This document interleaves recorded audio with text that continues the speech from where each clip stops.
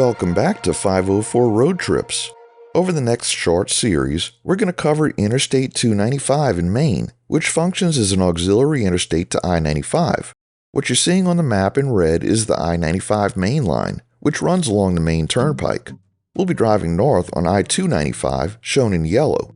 Additionally, there's unsigned I-495 in blue, which is known as the Falmouth Spur, and is part of the Maine Turnpike as well.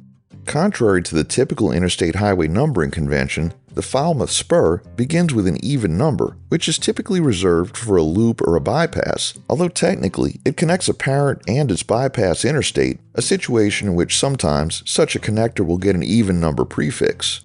The spur refers to it being a spur of the Maine Turnpike. The current arrangement of these highways is relatively recent. Prior to 2004, I-95's main line ran along the Falmouth Spur and then went north on what is now I-295, connected by a cloverleaf loop. I-295 was a very short bypass through the Portland area, and the rest of what is now I-95 was just the Maine Turnpike, not concurrent with any interstate highway. So we'll be driving the 52-mile I-295 north over the next several videos, and once we get into the I-95 series, we'll come back on the Turnpike and the I-95 main line. As of 2015, the entirety of I-295 is named the Richard A. Coleman Highway, for an engineer with the Maine Department of Transportation who was instrumental in creating the state's network of highways and interstates. Here we paid a $1 toll via our E-ZPass, our fourth toll in the entire trip. We're in Scarborough, Maine, and momentarily we'll be entering South Portland, the fourth most populous city in the state with an estimated population of 27,026 as of 2022. South Portland, located on Portland Harbor, with views of Portland's skyline and the islands of Casco Bay, is a key hub for retail and industry in the region. Its convenient access to air, marine, rail, and highway networks has made it a major commercial center. The city hosts the Maine Mall, the state's largest and busiest shopping center, which draws thousands of visitors annually. South Portland is also home to the Portland-Montreal Pipeline, transporting millions of barrels of oil each year, making it the northernmost oil port in the U.S., with over 120 oil storage tanks. Additionally, South Portland is recognized as a Tree City USA community.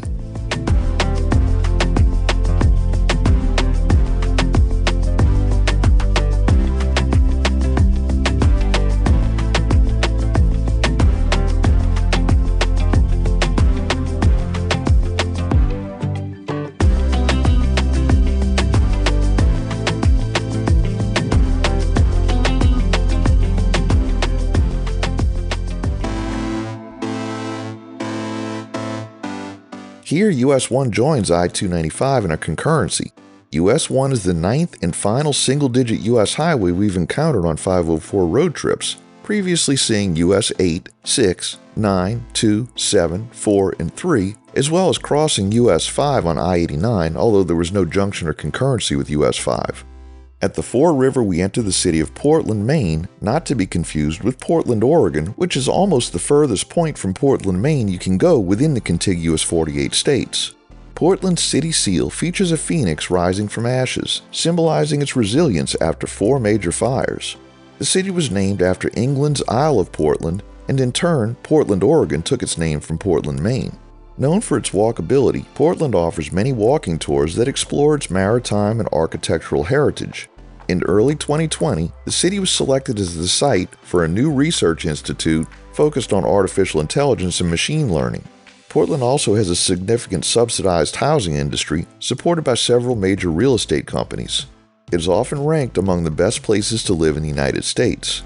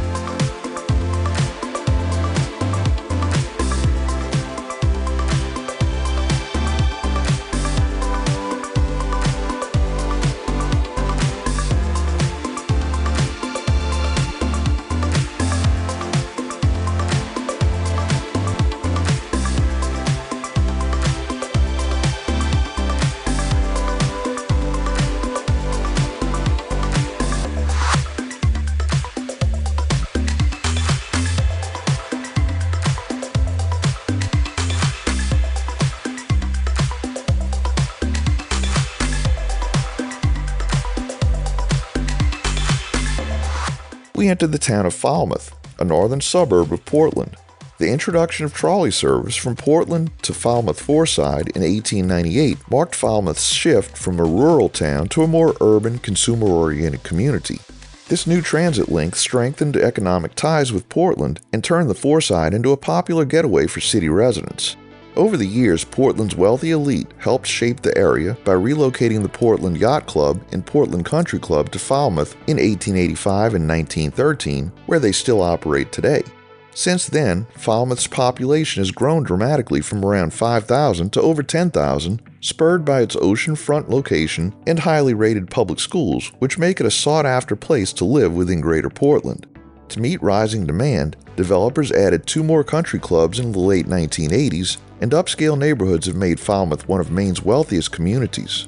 Nearby Mackworth Island, gifted by former Governor Percival Baxter, now hosts the Baxter School for the Deaf at its center, while the surrounding state park offers public access and a scenic oceanside walking trail.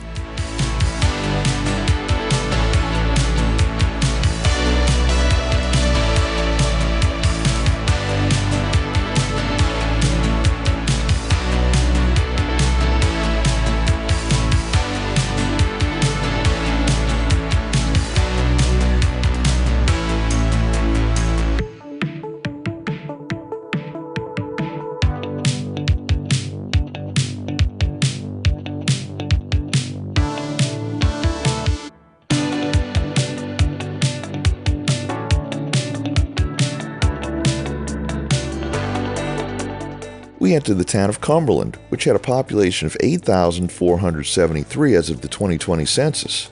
Cumberland, also called Cumberland Center, is one of Maine's most affluent communities. Known for its deep agricultural roots, the town hosts the Cumberland Fair each September, a tradition dating back to 1868.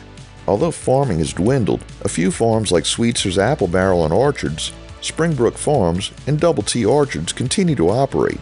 Since 1960, Cumberland's motto has been, "Where what comes around keeps going around."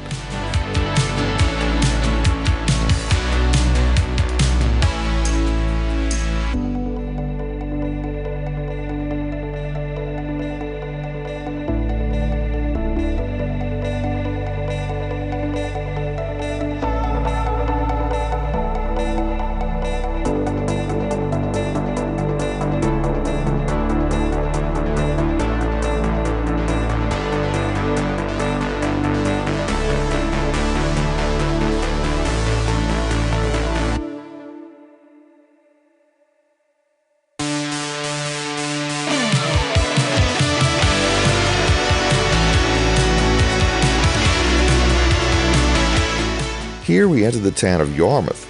Originally settled in 1636 as part of North Yarmouth in the Massachusetts Bay Colony, Yarmouth remained part of Massachusetts for over 2 centuries. It became the town of Yarmouth in 1849, nearly 30 years after Maine joined the Union as the 23rd state. Today, Yarmouth is known for its annual Clam Festival, a 3-day event that draws around 80,000 visitors, roughly 10 times the town's population of 8,990 as recorded in the 2020 census.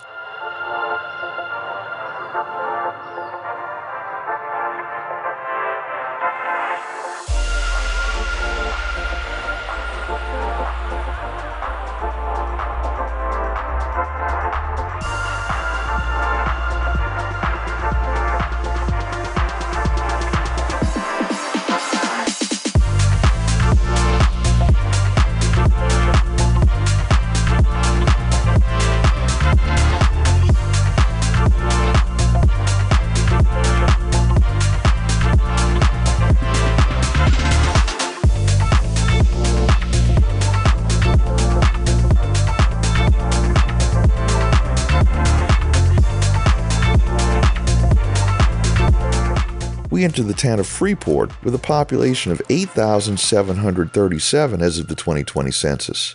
Freeport, once known for shipbuilding, timber, and farming, is now famous for its outlet shopping and is the home of LL Bean. Founded in 1912 by Leon Leonwood Bean, who began by selling the Bean boot from his brother's basement store, LL Bean grew so popular that it began operating 24/7 in 1951.